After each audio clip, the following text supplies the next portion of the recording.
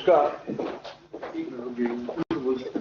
World youth skill day के अवसर पे भारत सरकार की स्किल डेवलपमेंट मिशन की 6th वार्षिक उत्सव की अवसर पे उपस्थित देश की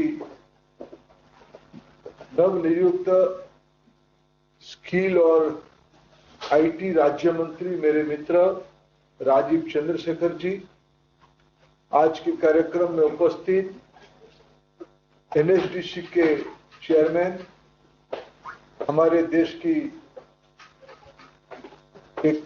कई मामलों में नायक साहब को इंफ्रास्ट्रक्चर, फाइनेंस, टेक्नोलॉजी, ऐसे कई विषयों की एक अपने आप में अथॉरिटी श्री नायक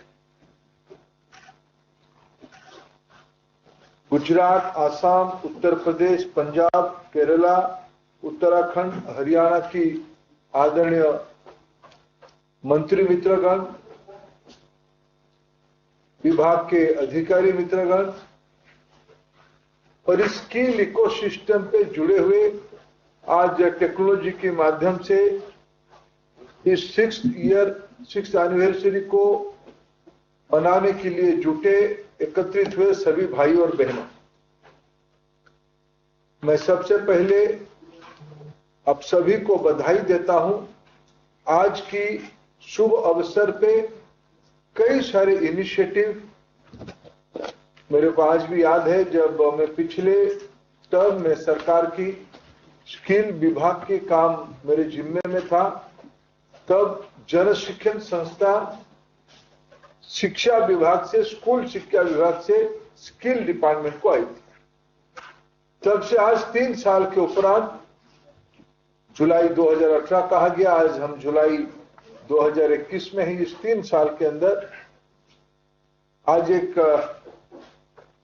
75 नया जन शिक्षण संस्थान के आज हमने स्किल इकोसिस्टम में एक नया इंस्टीट्यूशन उन जिलों में जोड़ा। डीजीटी की कंटिन्यूअस अपग्रेडेशन हो रही है। कोरोना की इस चैलेंजिंग पीरियड में ब्लेंडिंग लर्निंग की व्यवस्था उन्होंने शुरू किया है। नए कोर्सेस की भी उन्होंने शुरू किया है। कई सारे जो आज आधुनिक उपक्रम है, जैसे आज हमारी एनसीवीटी ने डिजी लॉकर यानी हमारे स्टूडेंट की एक इंफॉर्मेशन रिपोजिटरी की जो सरकार की कलेक्टिव कल्पना है, उसी दिशा में हमारी स्किल इकोसिस्टम की दुनिया को जोड़ने की आज पहल किया है। और पिछले 6 साल की प्रधानमंत्री जी ने जो स्किल इंडिया की एक मिशन बनाई, समाज के सभी वर्गों को, राज्य सरकार, civil society, industry, apex level पे विभिन्न पॉलिसी इंस्टीट्यूशन जो अलग अलग विभागों में था, कोई लेबर एंड ट्रेनिंग में था, कोई नीति आयोग के पास था, कोई शिक्षा के पास था, ऐसे सारे इंस्ट्रूमेंट को इकट्ठा करते हुए एक नया इंस्टीट्यूशन बनाने की काम हम लोग कर रहे हैं। इवोल्यूशनरी प्रोसेस में अभी भी है। मित्रों, मैं पिछले 6 साल की अगर जर्नी को थोड़ा रिव्यू करता हूं और एक आत्मसमीक्षा करता हूं, निश्चित रूप में आज जैसे माननीय प्रधानमंत्री जी ने अपने उद्घाटन भाषण में 2-3 विषयों को हमको याद दिलाया। अभी आज की जो चैलेंजेस है उसको भी उन्होंने एक हमारे सामने नया आयाम पे हमको ध्यान देने के लिए आग्रह भी किया है। ये स्किलिंग, रीस्किलिंग, अपस्किलिंग, कुछ मामले में तो अनस्किलिंग को भी जोड़ना पड़ेगा। आजकल कोई पुराना चीज को भी अनलर्न करना शुरू करना पड़ेगा, उसके लिए भी स्किल चाहिए। कई प्रकार की आयाम जुड़ चुका है और विशेष करके पिछले 2 साल के अंदर हम सभी ने कभी पढ़ा होगा, कभी सुना होगा हमारी बुजुर्गों से, प्रलय क्या होती है, महामारी क्या होता है, त्रासदी क्या होता है, लेकिन किसी को ये अनुभव कभी हो सकता है इसे कल्पना भी नहीं था जो अनुभव हमको पिछले 1.5 साल से हो रहा है। उसमें अगर सबसे एक नया चीज इमर्ज किया है, नया स्किल इमर्ज किया है, पुराने स्किल, नया स्किल। अपने घर से कभी हमने जिंदगी में इतने लंबे समय घर के अंदर किसी ने नहीं रहा होगा जब पिछले दिनों में हमने रहा। ये रहते रहते हमने कई चीज को भूला होगा और लर्न किया होगा, कई नया चीजों को लर्न किया होगा।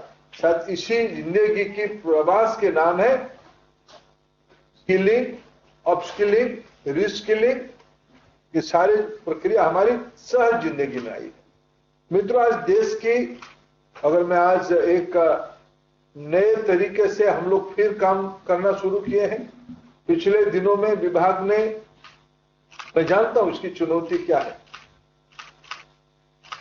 एनएसडीसी, डीजीटी, जन शिक्षण संस्थान, एनसीवीटी, ये सब हमारी इकोसिस्टम की एक एक पिलर है। ये इतना पर्याप्त नहीं है। मैं आज और एक अच्छा काम हुआ, नेशनल ओपन लर्निंग स्कूल के साथ हमारी आज एमओयू हुई। हमारी जो स्किल इकोसिस्टम पे पढ़ने वाले विद्यार्थियों को, नौजवानों को क्रेडिट पॉइंट अभी जुड़ने शुरू होगा। अभी हम पढ़ाई के साथ कमाई की, साथ साथ पढ़ाई की भी हमको रास्ता खुल गई। जैसे कई चीज और काम बाकी है। इसीलिए प्रधानमंत्री जी ने इस बार जब मंत्रिमंडल की नई रचना की, शायद इसी अनुभव की आधार पे शिक्षा और स्किल, स्कूल और स्किल, एजुकेशन और स्किल, ये दोनों को इकट्ठा रखा है। और मेरे को बहुत, मैं भी बहुत उत्साही हूं। राजीव जी जैसे एक अपने आप में सामाजिक जीवन में उनके अपना अनुभव, संयोग से उनको प्रधानमंत्री जी ने आईटी विभाग का भी काम दिया है। ये सारे मिलाते हुए हम एक नई फील्ड लेके आएंगे। शायद इसी के एक नया आयाम हम लोगों ने शुरू करने वाले हैं, नया इनिशिएटिव शुरू करने वाले हैं। मित्रों, 2-3 छोटे छोटे चैलेंजेस, आज जितने मित्र हम बैठे हैं, आगे फिर कोई कार्यक्रम के अवसर पे, कोई एक आइडिया एक्सचेंज के अवसर पे या प्रत्यक्ष मिलते हुए हम लोगों की और वार्ता होगी। लेकिन मैं अगर मेरे पुराने दिनों के अनुभव और पिछले सप्ताह भर में मैं दोनों विभागों को समझते हुए जो 2-3 चीज प्रारंभिक रूप में मेरे मन में आया, पुरानी कामों को आगे कैसे बढ़ाएंगे। मित्रों, आज देश में 5 साल से लेके 25 साल की जो आयु की, 20 साल की आयु की जो बच्चे रहते हैं, वो pre school, school, higher education या स्किल इकोसिस्टम पे कहीं ना कहीं उनको गुजरना पड़ता है। इसी की संख्या अगर हम गिनते हैं तो ये लगभग, कोई एक्यूरेट नंबर शायद ये मेरा नहीं होगा, लेकिन स्कूल में लगभग 26 करोड़ विद्यार्थी हैं देश भर में। हायर एजुकेशन में 4 करोड़ विद्यार्थी, ये 30 करोड़ हो जाते हैं, 300 मिलियन। और हमारी ड्रॉप आउट्स की अगर हम संख्या देखते हैं और जो इमर्जिंग जॉब्स हम थोड़ा ढूंढते हैं, हम ब्लू कॉलर जॉब को अगर इकट्ठा करते हैं, हमारी कैपिटल एक्सपेंडिचर की जितने मैन पावर निकलता है उसकी रिक्वायरमेंट में जो पॉपुलेशन को थोड़ा जोड़ते हैं, तब हमको ध्यान में आता है और 10 करोड़ विद्यार्थी, नौजवान और आते हैं।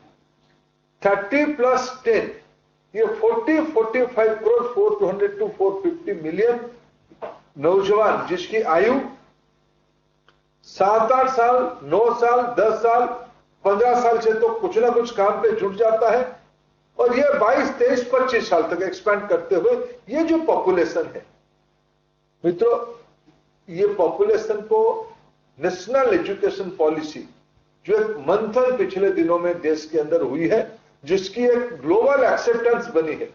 भारत अपनी इकोनॉमी को, भारत अपनी सोसाइटी को ग्लोबल स्तर पे ले जाने के लिए, ग्लोबल स्किल मैपिंग करते हुए उसको गैप फिलअप करने के लिए जो एक महत्वाकांक्षी मन रखा है, उसके लिए हमको न्यू एजुकेशन पॉलिसी में एक रोड मैप भी बताया गया है।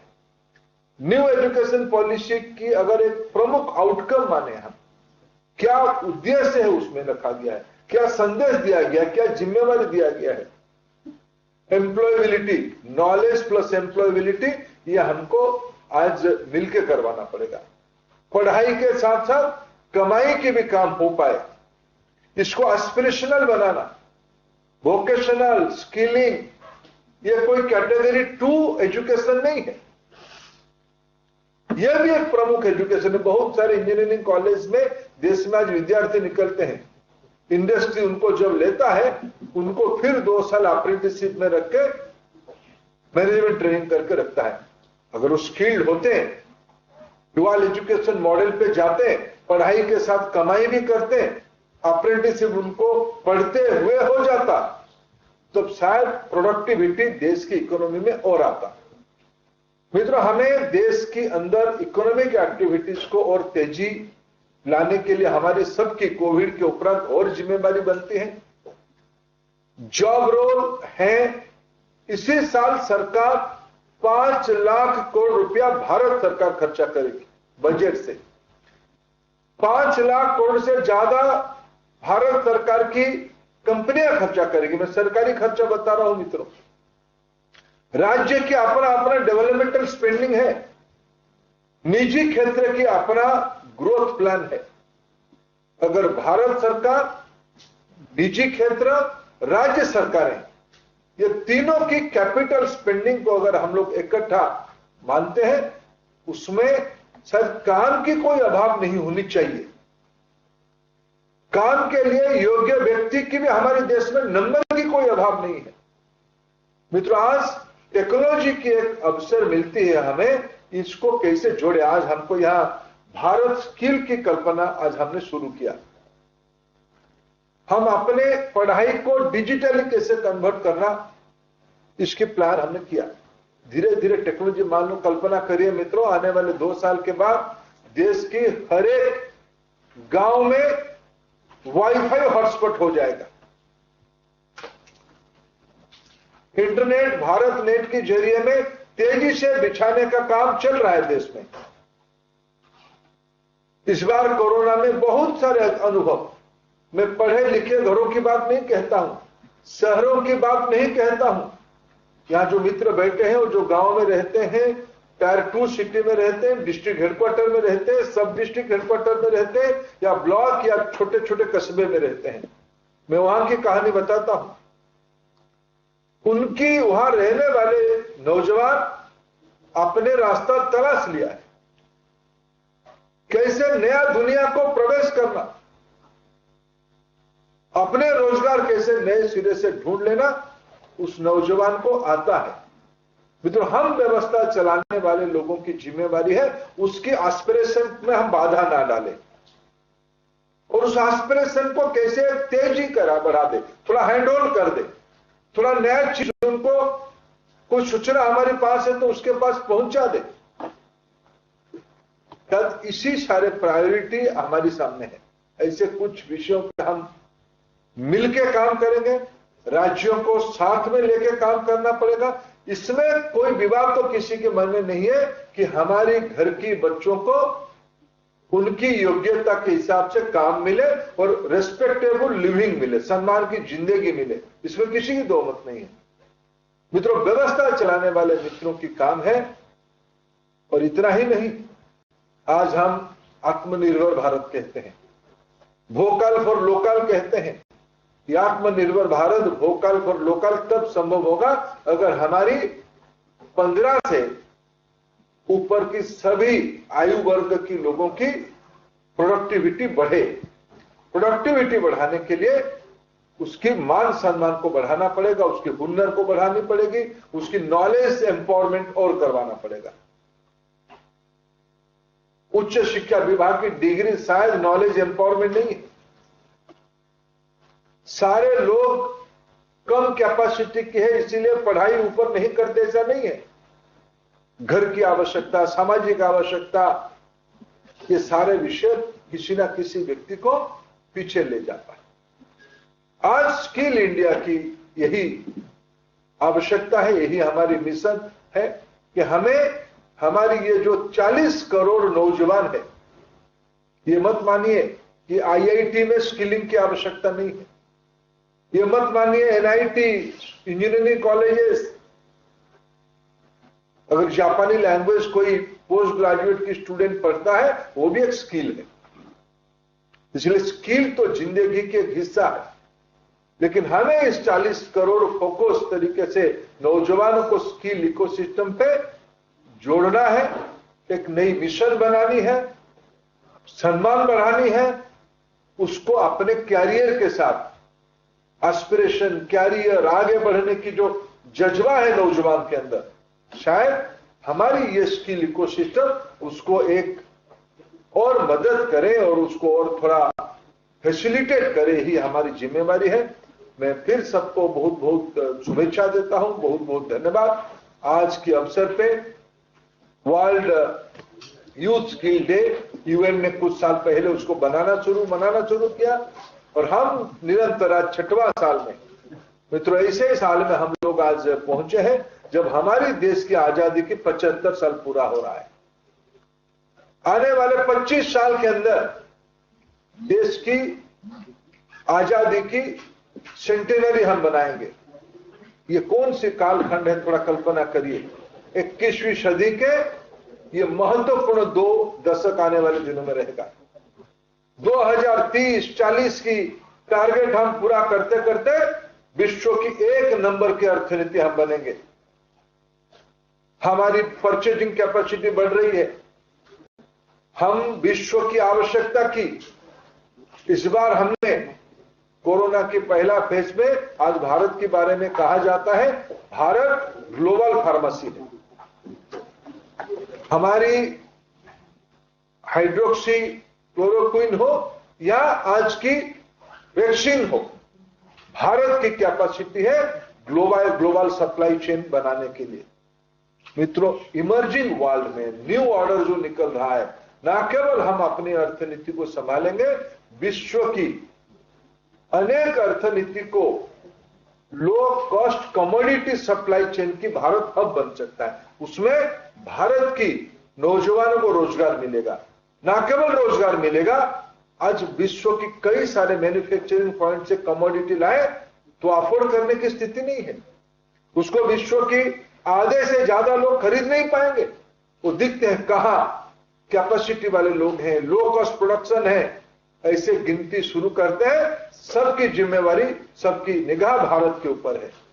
आइए हम मिलके हम अपनी आवश्यकता, अपनी नौजवान, अपनी इकोनॉमी, अपनी रोजगार के साथ साथ विश्व की इस गैप को पूरा करें, यही आज के दिन की संकल्प हो। हम सभी को पुनः शुभेच्छा देते हैं। हम निश्चित रूप में देश की आजादी की 75 साल के अवसर से जो बड़ा लंबी छलांग लगाने के लिए जो मन देश की बन रहा है, हम आने वाले दिनों में भारत को विश्व की लीडर बनाने की काम पे जुटे। सबको अनेक अनेक धन्यवाद। नमस्कार।